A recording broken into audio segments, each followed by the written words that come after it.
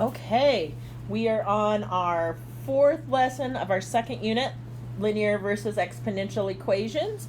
And this time we're going to learn how to write exponential and linear equations from context. So our essential question is, how do I write the equation of a linear or exponential function from a story problem? So that's what context means. I'm going to give you a story problem, and I want you to write the equation for the story problem. So here we go. Again, we're going to start with our equations for linear and exponential. M is my common difference, and B is my zeroth term, and then A is my zeroth term. Good. And B is my common ratio. Okay, so those are our definitions. We've gone over those every lesson up until now. You guys got this. You can do this. So again, our directions are the same as last time. I want to state the common difference or common factor ratio of each, the starting point, so my zeroth term, and write the equation of the function. So I have three things that I need to do. Okay, so we're going to read, how am I going to do this with context? So the easiest thing for me to do is think about writing a table. I want to think about that. I'm going to think about, let me do a table and see what's going to happen. So it says at the start of a carnival. So I'm at the start of a carnival. So I haven't gone on any rides or done anything. I have 50 tickets. I haven't done anything. I just got there. I'm at the tournament. I haven't done anything, so I have 50 tickets. Each time I ride the roller coaster, so I went on the roller coaster one time, I have to pay 6 tickets. So I went on the roller coaster one time. So how many tickets do I have left? Well, I have 44 tickets left. And if I go on the roller coaster 2 times, how many tickets do I have left? I should have 38 tickets left. And if I go on it 3 times, I should have 32 tickets left. That should be good enough, right? So what's happening every time? Well, I'm subtracting 6. Good. So I have a common ratio, common difference of -6. I have a zeroth term of 50. Good. And so is this linear or exponential? Because I have a common difference, it's linear. Good. So that means I want the equation to look like y equals mx plus b. Okay. So I'm just going to say f of x is going to equal -6x plus 50. Okay, that's it. Good job, you guys. Okay, let's go ahead and go on to the next one.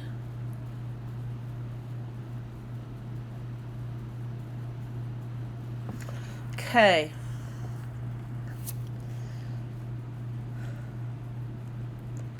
A piece of bread starts with 50 mold cells. So I'm going to start my table. I have, it starts, so I have a piece of bread. It has 50 mold cells. Yes, I know, disgusting, right?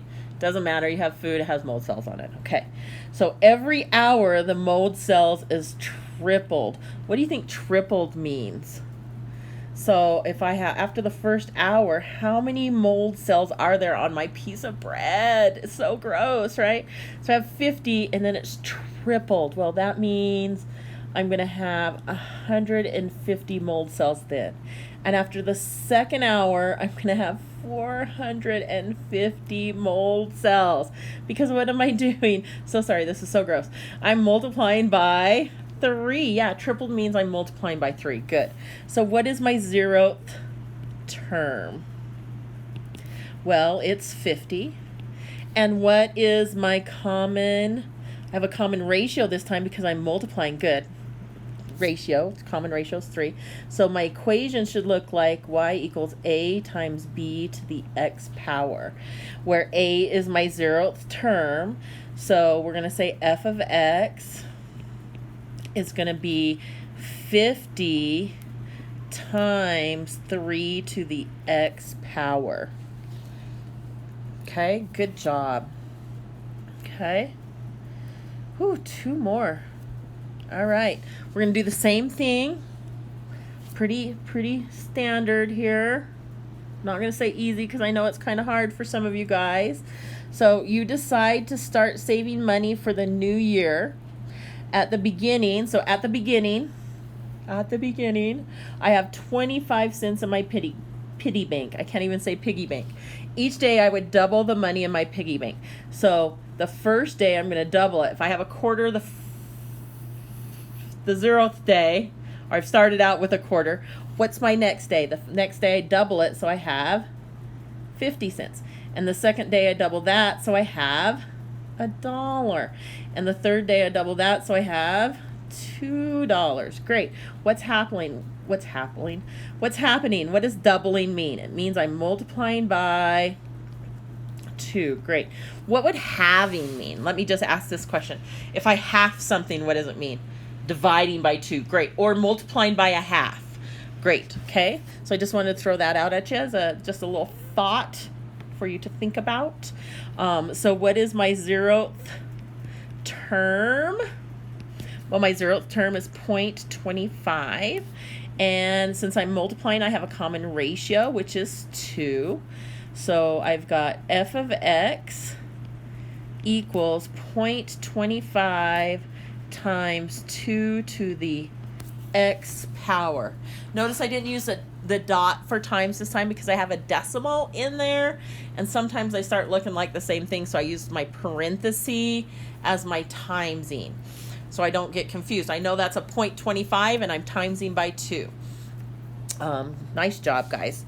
So last one, still gonna make a table for me. Now, you guys, this is the easiest way for me to do it, is to make a table.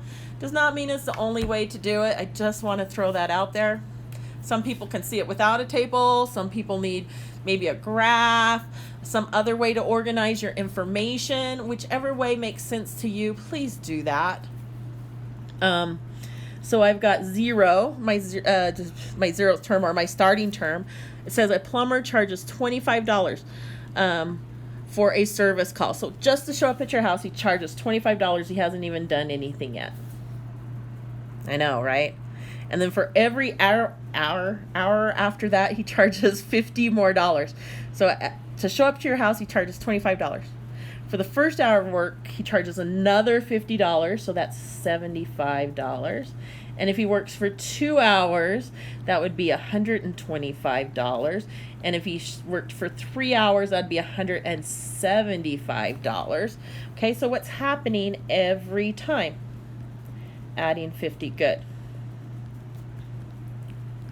So I have a common difference of plus 50. 50. Okay, let me rewrite that because that's kind of sloppy.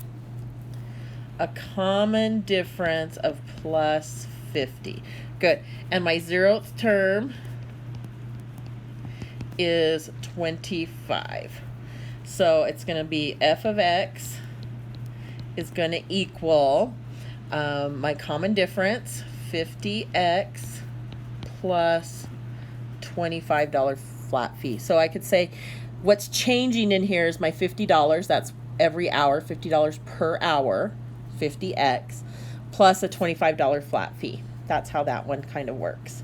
Okay, you guys, you're going to go ahead and do a few problems in the next little part of the Nearpod, and then you will be doing some homework or a little quiz. So good luck, and I will talk to you guys soon. Bye.